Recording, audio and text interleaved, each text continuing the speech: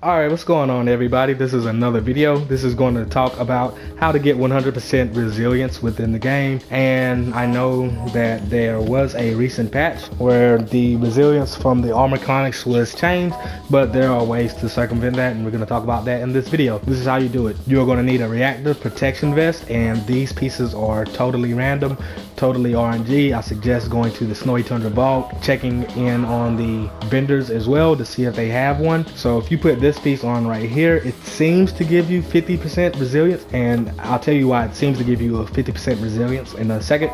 And if you are able to get a piece with this proximity armor as well, this seems to also give you a 50% resilience. Now the reason why I say that is because I've run this in the OLT. You pretty much won't die at all, even if you have 0 resolve and 0 resilience on your build, or the least amount of resilience on your build. I have tested this, and this is actually what I used to run in the OLT, and I still do depending on what character I have. So get a defensive buff and get a piece that has a armor when you're close to your teammates. There is one caveat to it. You still can become staggered, and you still can become hit whenever you have this on. So that's one way to get around it.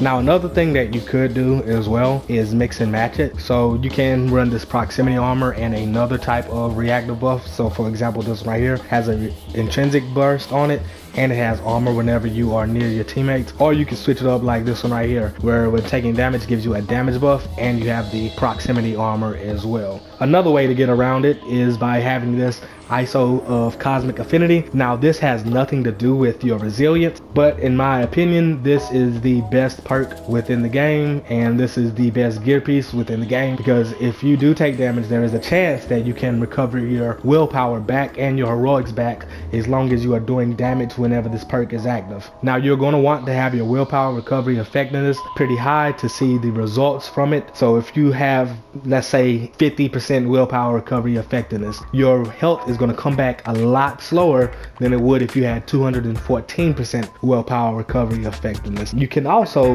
put on this Cosmic Surge on your melee slot as well. They both cannot be active at the same time, but whenever one of them is not active, the other one probably will be active depending on your crit chance. Now you're going to want to have your crit chance pretty high, because that's going to boost your perk chance. So I would shoot for at least a 25% perk chance. Honestly speaking, I like to have my perk chance at a 34, around that percent, because it will consistently proc this piece, it will consistently proc this piece, and it will consistently proc the perk on this piece as well.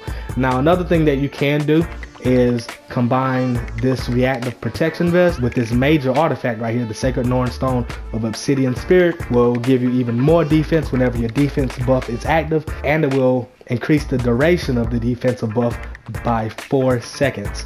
So yeah, that's the way that you circumvent the last change that was made to the resilience. I hope you enjoyed this video. Thank you for watching. Have a great day.